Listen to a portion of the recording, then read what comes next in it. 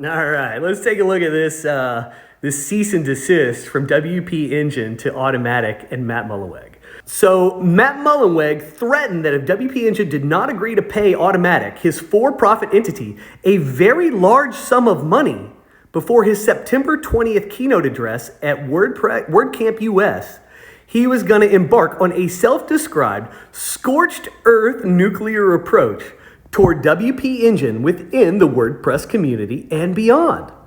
What? Hold on, we gotta read that again, not the whole thing, but like he's demanded that WPEngine pay Automatic, a for-profit company, a very large sum of money? Fam, that is called a ransom payment. What are we doing? Isn't this open source? What's going on? Let's move on. Mullenweg's covert demand that WPEngine had to hand over tens of millions to his for-profit company Automatic while publicly masquerading as an altruistic protector of the WordPress community is disgraceful. Well, I will agree that if these allegations are true and that if Matt Mullenweg demanded a ransom payment, and I don't really care whether that ransom payment was demanded to Automatic or to the WordPress Foundation, it's still a ransom payment. There's not like anything in the bylaws. There are no bylaws. There's not any precedent for this. What are we doing? A ransom payment? For what? Let's move on. In this one, it says that Automatic suddenly began demanding that WPEngine pay them large sums of money, and if it didn't, Automatic would wage a war against WPEngine. This demand was accompanied by allegations against WPEngine's business that were not only baseless, but also bore no rational relation to the payment demanded. During calls on September 17th and 19th, for instance, Automatic CEO Mark Davies told a WPEngine board member that Automatic would go to war if WPEngine did not agree to pay its competitor, Automatic, that's important too, a significant percentage of its gross revenues. Tens of millions of dollars, in fact, on an ongoing basis. Now it's a freaking tax. What is happening? What is happening? Mr. Davies suggested the payment ostensibly would be for a license to use certain trademarks like WordPress, even though WPEngine needs no such license. So I did mention the trademarks earlier, so just more detail here. WPEngine's use of those trademarks to describe its services, as all companies do in this space, are fair uses under settled trademark law and are consistent with WordPress's own guidelines. Again, these were the guidelines that were established in the wake of my incident in 2010 and were concomitant with the upstart of WordCamps and WordPress community, in real life WordPress community meetups. Moving on. Mullenweg embarked on a series of harassing text messages and calls to WPEngine's board member and also to its CEO, threatening that if WPEngine did not agree to pay up prior to the start of Mr. Mullenweg's live-streamed keynote address at WordCamp US, he would go nuclear on WPEngine, including by smearing its name, disparaging its directors and corporate officers, and banning WPEngine from WordPress community events. Like, really? If he doesn't get his ransom payment, he's going to stomp his feet and try to ban WPEngine wherever he can and smear them. That's super important as well. The smearing thing, I may not cover it in this video, but I will definitely cover it in another one if it doesn't make this one. But the effects of this are real, and you actually have to examine the way people respond to this psychologically to like really get a feel for how this works and how insidious it is. I have dealt with that a couple times in my own life, thanks to Matt Mullenweg, and so I feel I probably know that better than most, certainly the energy of that situation, but can't be overstated here how ugly that is. Anyway, we'll move on to the next page. So after Mullenweg text message and emailed WPEngine, and while he was waiting for a response, he emailed the WPEngine CEO and a board member and making threatening references about the keynote address he was about to give. He said, "We've got a few thousand viewers on the live stream, and the videos on YouTube can get millions of views when we promote them." So he's saying this to threaten them to like get them to pay up before he goes on stage. He says if they pay up and do what he wants them to do, if they bend the knee before he goes on stage, he won't crucify them in front of the world. Who does this guy think he is? It's actually, I mean, if you can read this stuff without laughing, you're crazy. It's clownish. Of course, WPEngine did not pay up before Mullenweg's keynote, so here's what he decided to do. He claimed that WPEngine is a company that just wants to feed off the WordPress ecosystem without giving anything back. I already mentioned how WPEngine buys up distressed themes and plugins and keeps them alive. They've done this with quite a few of these little mini ecosystems that lots of people who use WordPress rely on, but according to Matt, that's not good enough. And not only is that not good enough, it actually is not even worth mentioning, and therefore he should just smear them and say they don't do anything. It's worth nothing to Matt that this happens. Next point here, Matt suggested that WPEngine employees may be fired for speaking up, supporting Mullenweg, or supporting WordPress, and offering to provide support for them in finding a new job if that were to happen. My God, that sounds like Trump supporters like getting ousted for being in favor of Trump. I mean, it's so weird, right? Like, what is this? I don't care which direction these types of allegations and behaviors are pointed. They're wrong. They're wrong every time. This direction, this guy, that guy, it doesn't matter. If you do this, you're wrong. Please understand this. Please understand this. My goodness. See, talking about it, that's so grimy and dirty. Suggesting that employees like WPEngine management's out there, oh, we're gonna get them, like they're freaking, like they're rooting out spies or something. My God, this is software, internet software. Nobody cares. This isn't like the CIA, bro.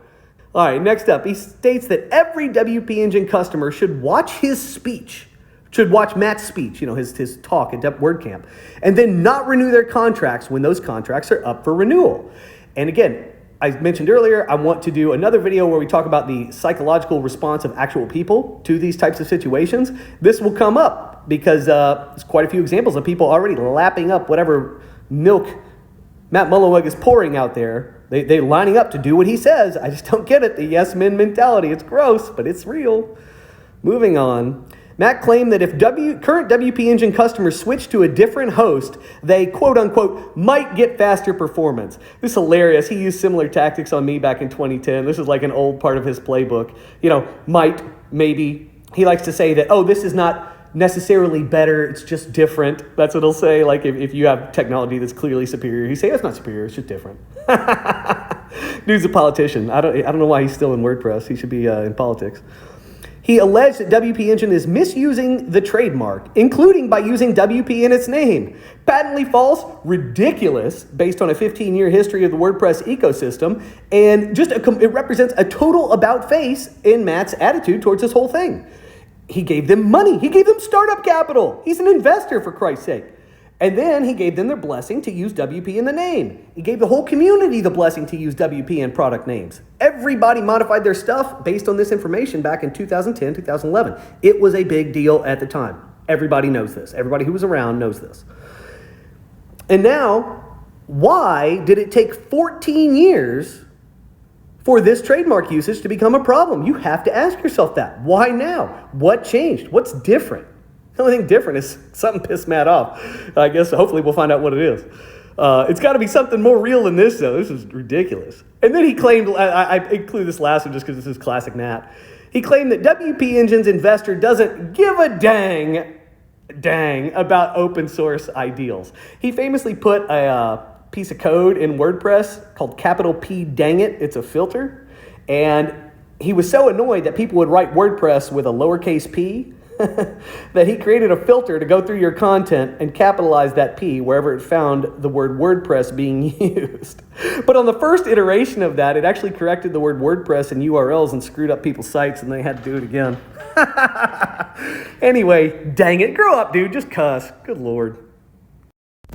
Well, this page is a little more boring. This is just WPEngine defending itself. They said they've contributed tens of millions of dollars in ongoing support for the broader community through events, sponsorships, and the development of educational resources, including sponsorship of WordCamps worldwide and producing Decode, I think it's a conference or something, educating and empowering the WordPress community through, whatever, boring content. They actively maintain multiple open source projects, ACF, Advanced Custom Fields, which a lot of developers use, WP GraphQL, Faust.js. A lot of people use, though. I mean, I don't care about those things, but the reality is those are free resources that they maintain that the community uses. So you just can't If you're going to smear, you got to be more specific. Like, this is just a sloppy smear from Matt. And I got some comments on that here in a second. But it's just sloppy. There's no point in that being sloppy. Yeah, I already went over the trademark claims. It's a joke. It's been fine for 14 years. Why is it not fine now? And Mullenweg's speculation that WPEngine might retaliate against employees for supporting the WordPress ecosystem is not just false and wholly unsubstantiated, but it's also absurd. It's completely absurd. It's tortious interference. It's a big deal. And this is where I start getting into, a little uncomfortable. Like, what's happening here? What is going on with Matt's conduct here? This is clearly I feel like he's overstepping some pretty obvious lines where you get in business lawsuits that are not good. Like, he's overstepped his boundaries, in my opinion. He's got an open community, but he's got to convince everybody that whatever he says goes and should be the law of the land in his open community. I just got to scratch my chin on that one, gang. I struggle with that, Like, I don't see how this holds any water. So he also says, and I could barely read this on there, so I'm just going to paraphrase. So Matt said that WordPress, or WPEngine, does not give customers a real version of WordPress.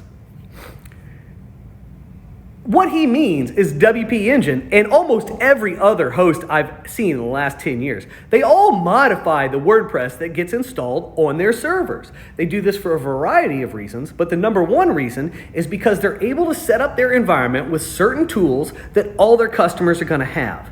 This helps them consolidate their customer support, like their communications, their how-to articles, all that stuff. This plays a role in that. So it makes them do their jobs better, and it makes it simpler for them to do a better job. So it's perfectly rational for these hosting companies to do things like they call must-use plugins. The entire WordPress architecture was built to accommodate must-use plugins, which is what hosts do this. They add the must-use plugins and say, well, your WordPress environment can't be naked. It has to include these things. The WordPress core team built in this functionality, this capability, to satisfy demand from companies like WPEngine who wanted to do this. And now they're acting like companies like WPEngine who do this are wrong. It's crazy. It is crazy. And so Mullenweg hinged his statement. People were like, well, Matt, what's different about their version of WordPress? So when you type a post or page in the WordPress editor, it auto-saves, right? And every auto-save gets saved in the database as something called a post revision. Those post revisions can make your database huge in a very short amount of time, especially if you're a site that produces even a reasonable amount of content. Those post revisions bloat the database faster than anything else. Hosts are very aware of this. They have to be concerned about the use, like file space, storage, all those concerns are real for them because they have multiple clients on each server. And if one guy is just bloating the whole thing up, it makes it slow for everybody else. So they have to do some sort of management here to run their company.